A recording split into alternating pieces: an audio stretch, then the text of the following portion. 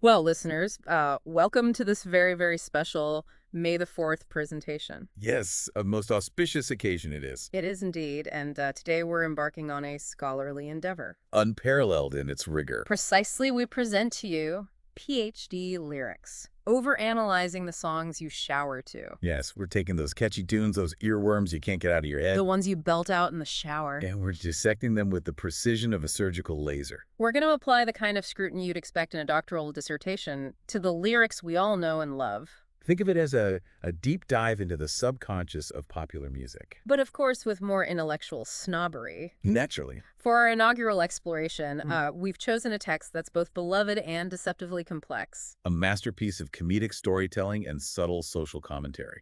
Weird Al Yankovic's The Saga Begins. A song that on the surface appears to be a simple retelling of the Phantom Menace. But trust us, it's so much more than that. It's a veritable treasure trove of symbolic meaning and philosophical depth. Let's start, shall we, with the very first lines. By all means. A long, long time ago, in a galaxy far away. Ah, yes, the classic opening. But are these lines merely setting the scene?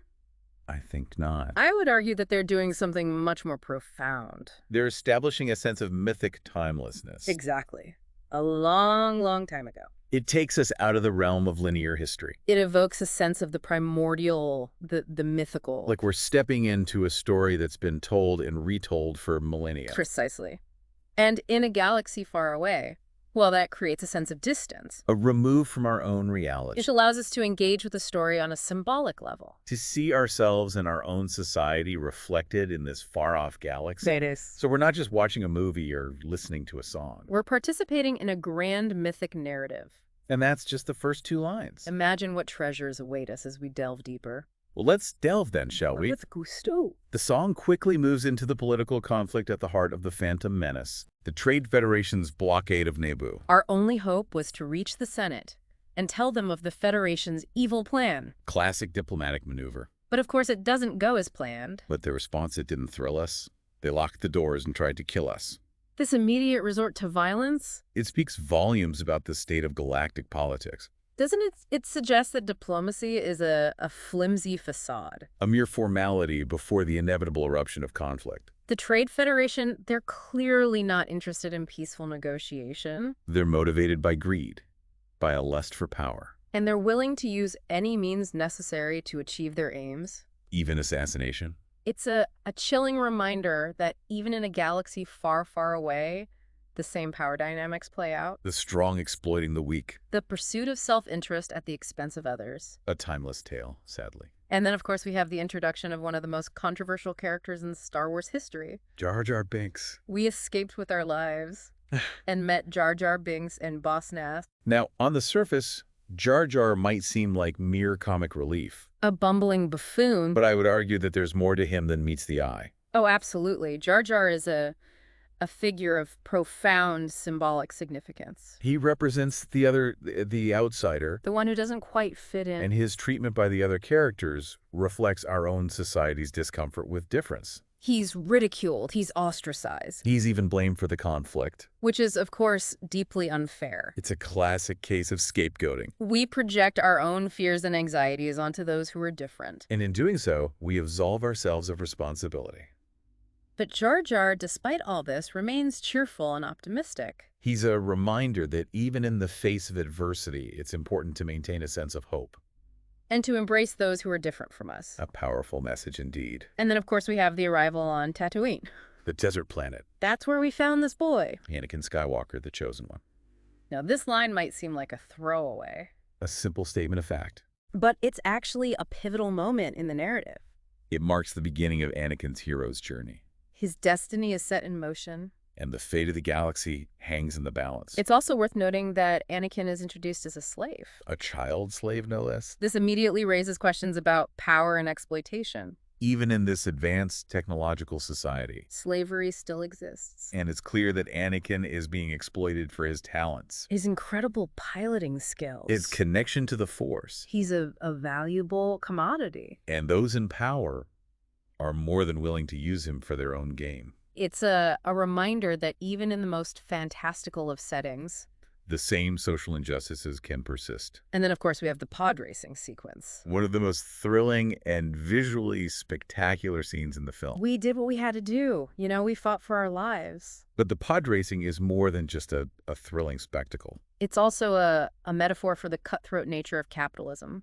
Anakin is risking his life for the chance to win his freedom. And Qui-Gon is gambling on his behalf. It's a high-stakes game with potentially disastrous consequences. And the whole thing is presided over by Jabba the Hutt, A grotesque embodiment of greed and excess. who profits from the exploitation of others. The pod racing is a microcosm of the galaxy as a whole, A place where the powerful prey on the weak. and where the pursuit of wealth and power comes at a high cost. Moving on, we come to the arrival on Coruscant. The heart of the Republic. We finally made it to Coruscant, the Jedi Council we sought. Now, the Jedi Council, they represent the established order, The guardians of peace and justice. but they're also deeply conservative. Resistant to change. They're skeptical of Anakin's raw power, They sense the darkness within him. and they're afraid of what he might become. This tension between the old and the new. Between tradition and innovation. It's a recurring theme throughout the Star Wars saga. And it's one that's particularly relevant in our own time.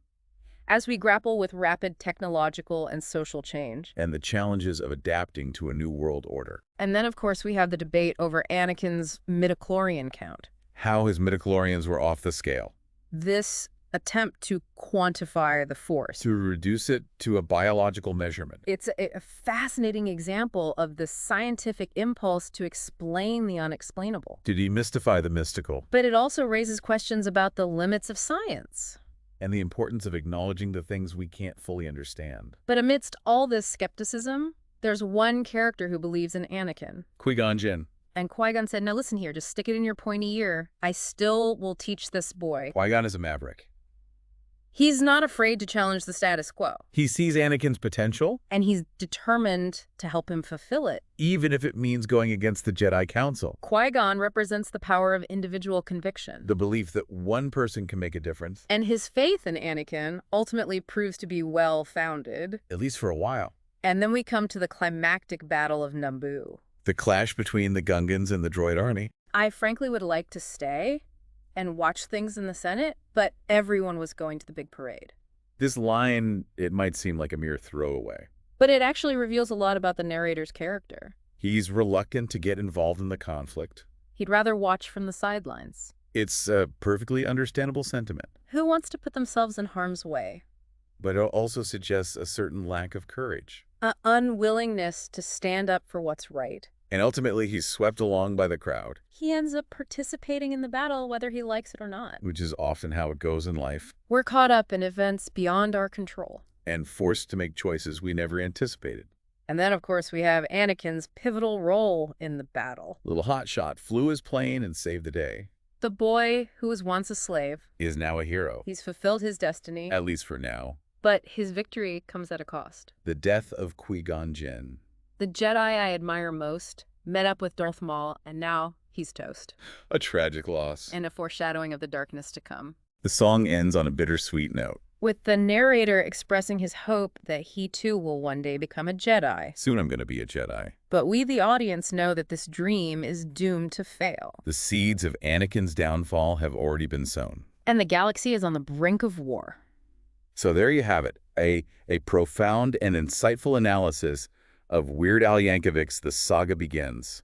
Who knew that such a seemingly silly song could contain such depths of meaning? It just goes to show that even the most unexpected of texts, Can yield surprising insights? when subjected to rigorous intellectual scrutiny. And now we turn to you, our listeners, We encourage you to subscribe to our channel. and to share your own deep thoughts on the lyrics of your favorite songs. Remember, the shower is not just a place for cleansing the body It's also a place for cleansing the mind, and for contemplating the profound mysteries of the universe. as expressed through the medium of popular music. Until next time, may the Force be with you. Soon I'm gonna be a Jedi.